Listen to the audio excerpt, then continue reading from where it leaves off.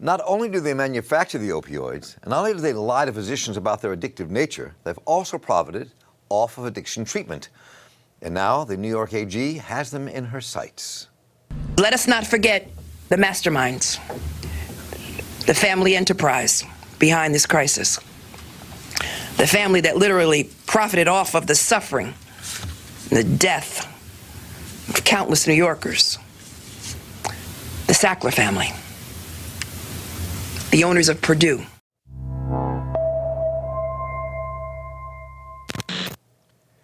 I'm Mark Stein, and welcome to The Real News. Good to have you with us. Now, we recently covered the accusations against the Sackler family and their company, PurduePharma, for their role in fueling the opioid addiction crisis. It's only intensified since our last conversation. Now, with New York Attorney General Letitia James filing a complaint about systemic fraud, not only on the part of the Sacklers, 8 of whom are named in the complaint, but also a number of other companies that were in collusion to push opioids, fueling the addiction crisis and attempting to profit off addiction recovery as well. The Sacklers are held to have paid themselves hundreds of millions of dollars, now held offshore, and face lawsuits from a number of states and apparently thousands of individuals as well. We are joined once again by Bill Black, Associate Professor of Economics and Law at the University of Missouri, Kansas City, white-collar criminologist, former financial regulator, author of the book, The Best Way to Rob a Bank is to Own One, and of course, a regular contributor here at The Real News. And Bill, welcome back. Good to have you with us. Thank you. So let's just begin with this. Let's start with this first piece that we have, and hear this for our listeners to watch, to view, and us to talk about. Opioids like oxycodone and hydrocodone are highly addictive.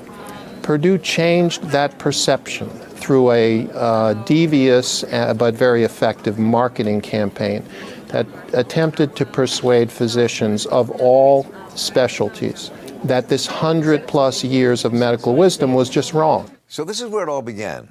But this now is really unfolding it to be a much more complex case. Can you give us a bit of background as a former regulator, somebody who follows this, a bit about this background means and where it's leading us? Sure. So highly addictive substances that in small quantities can kill you are obviously something that should be treated with enormous care and should be prescribed only in unusual circumstances and should be extraordinarily closely monitored. But of course, you don't make anywhere near as much money as the drug manufacturer, if that's true. So the drug manufacturers got together with the pain doctors, not all of them, but some entrepreneurs, and they tried to change that perception. So one thing they ginned up was a fake study. It was not peer-reviewed. It was not scientific in any way. They looked at about 30 folks, and they said, look, we don't see addiction.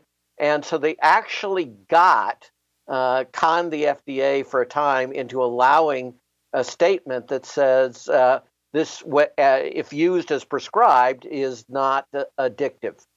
In fact, it was quite addictive when used as prescribed. And of course, it's often used not as prescribed, and it's extraordinarily addictive in those circumstances. Pain doctors started routinely asking you, and they eventually trained general physicians, internal medicine types, to tell me on a scale of 1 to 10 how much pain you're in. And then it became normal to give you this substance because, after all, it wasn't addictive. And, it's very powerful high that it delivers in those circumstances. And so this began the whole process of creating an addiction epidemic. And now, many years later, it is a leading cause of death in the United States, certainly preventable deaths. We get about 70,000 lives lost every year due to overdoses, and roughly 40,000 of them are in the opioids. And synthetic opioids, which are a next stage scam of all of this, are massively more powerful. And in the last about 9 years, they've been growing at over, deaths from them have been growing at over 70% annually. Together, this has meant these deaths are actually large enough that U.S. life expectancy has fallen. And it's particularly true for men. They die at overdoses at over twice the rate of women. And it's also geographically concentrated in the Midwest and Northeast. In a lot of deindustrialized communities, we should add, Yes, I think, as well. It is the drug of despair. So let's go to Letitia James here, who is the newly elected Attorney General, as she outlines this new indictment. And she really puts it to them, and I think we need to talk about what this indictment means and the depth that it could go in the scope of this. Let's watch this for a moment. And in an effort to address the very root of this crisis, today, my office filed the nation's most extensive lawsuit against the very companies and the family behind them, those who make, distribute, and have misled the American people about the true dangers of these drugs. The following manufacturers of opioids: Purdue, Janssen, Mallinckrodt, Endo, Deva, and Allergan, have grossly misled the public about the true risks and dangers associated with opioids. And specifically, we're looking for substantial payments for the defendants to fund an abatement program that will provide treatment to New Yorkers suffering from opioid use disorder and enable all corners of the state to step up their efforts aimed at prevention and education. So this is really extensive. I mean, this has taken what we covered before and the depth of this now, and it's also broadened its reach. I mean, this could this shake up the entire pharmaceutical industry? Is it just about the Sacklers? I mean, what do you think the import of this, and where could it go?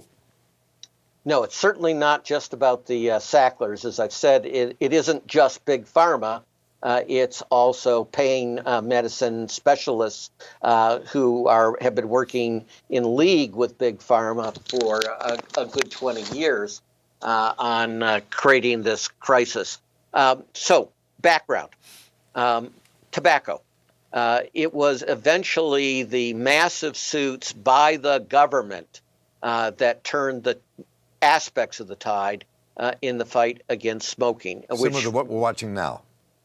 Right. So, but what we're watching now is 30 states and nearly 1,500 cities bringing this litigation. And that's a very good thing. But people need to remember that the single most effective thing that broke the screen of lies by Big Tobacco is when it was just individuals suing, tobacco won almost all the time. And it succeeded in preventing discovery into its internal documents. It was when the federal government sued and brought a RICO, a civil RICO. A RICO is Racketeer Influence Corrupt Organization. In other words, saying these are criminal enterprises, which is exactly what the tobacco companies are, and it's exactly what these drug manufacturers are, criminal enterprises that simply appear to be legitimate. That discovery blew open the case entirely. It led to something like a 3,000-page opinion by the district court judge with all these findings of facts about how Big Tobacco hid everything. That allowed the state attorney generals, all that discovery, to bring these incredible actions that got hundreds of billions of dollars in recovery and smoking abatement programs, and smoking falls significantly and smoking deaths fall significantly as a result. Here, of course, the dog that isn't barking is where the hell's the federal government? Where the hell's the Department of Justice? Well, it actually does have some actions, but it's not taking the lead the way it should. These attorney generals who have vastly fewer resources in particular in elite white-collar crime, are being forced to take the lead and the lead in discovery. But that discovery is bearing fruits. So we know, for example, that the Sackler family has been intimately involved, despite their denials, in how the companies actually run. We know that they continuously put pressure to expand usage and profits. And we know that they disparage the victims as druggies, who basically deserve to die. It is a sickening story. And now that the Sackler family realizes it's going to lose, and indeed has just done a major settlement, it's afraid that this vast wealth that it has achieved by killing people, literally, is at risk. And so the new suits quite appropriately say the Sackler family is trying to hide the money by distributing it to these family trusts, which are usually very hard to sue and get money back from. So this is a very good, vigorous action by the states, but it, of course, reflects very badly on the Sackler family. Well, let me take this, pull out one thing you said. The one small comment you made about where is the federal government in these lawsuits? Where is the federal government in these lawsuits? Why isn't the FDA in the middle of all this? Why isn't the Attorney General of the United States in the middle of all this, and U.S. attorneys? Why is it being done by the Attorney Generals of states across the country? What's missing here? Well, what's missing is exactly what you said. It isn't that there are no actions by the Department of Justice, and it isn't that there are haven't been any efforts by the FDA, but the federal government is overall, as I said, the dog that has not barked. The federal government winning the RICO action against the tobacco companies was a major change. It said, these are racketeering, influence, corrupt organizations. They are criminal enterprises. And that changed everything in how people looked at them. That's what the federal government needs to be doing. It needs to be bringing a RICO action, and only it has the resources and the expertise to do it effectively. And this is another case of now multiple administrations, the Obama administration and, of course, the Trump administration, where you go, wait a minute, where the hell are the feds?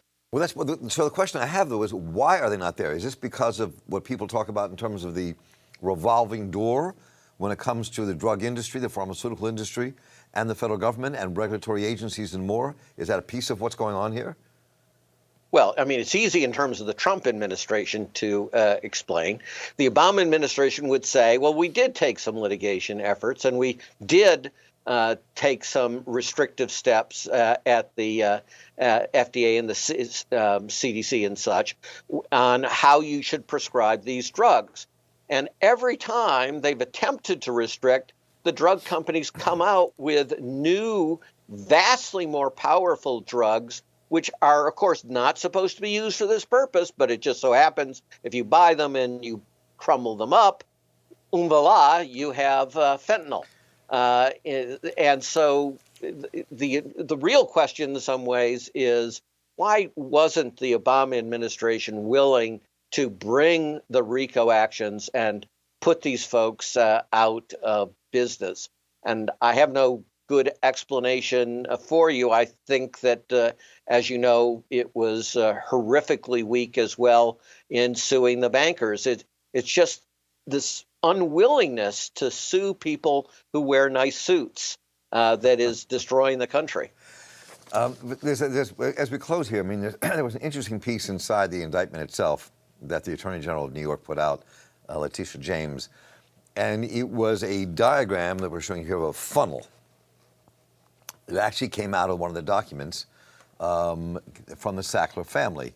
And it was Dr. Kathy Sackler, one of the 8 family members on the board who's named in this, made this funnel to show an end-to-end pain provider so that it could devote immediate attention. They're telling people on the company to devote immediate attention to this so they could get money out of both ends, addiction recovery and getting people addicted. I mean, if the things that are inside, and I've only read this cursorily, haven't had a chance to read the hundreds of pages yet, but I've read a bunch of it. But if these allegations are true, then they were completely complicit in not only addicting people, getting doctors to addict more people even when doctors were unaware, as well as kind of manipulating the marketplace, and now profiting off of addiction recovery to boot, and putting hundreds of millions of dollars offshore that they think cannot be touched. So, I mean, if this unravels, again, let me take it back to where we began to close this out. I mean, what do you think could come of this?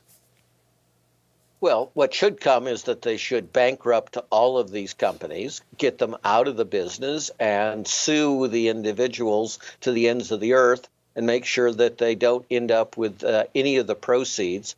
As you say, it's one of, if the documents are accurate, it's one of the most depraved and cynical means of literally profiting from killing your customers. And remember, this is done all the time in tobacco. It was established, it was proved that was the tobacco strategy. So why should we be surprised that it's the strategy here? Right. I mean, so basically, in one sense, is if capitalism itself is not kind of contained and regulated, it will not only maybe destroy itself, but the rest of us along with them. Well, again, basically, global climate change is a suicide pact. And we don't just commit suicide as humans. We take, most of the alleged advanced species with us. Well, Bill Black, it's always a pleasure to talk with you. We'll be talking about this again, I'm sure. Thank you so much for being with us all the time and bringing these to all of our viewers. Take care. Thank you. Thank you. And I'm Mark Steiner here for the Real News Network. You all take care. Thank you.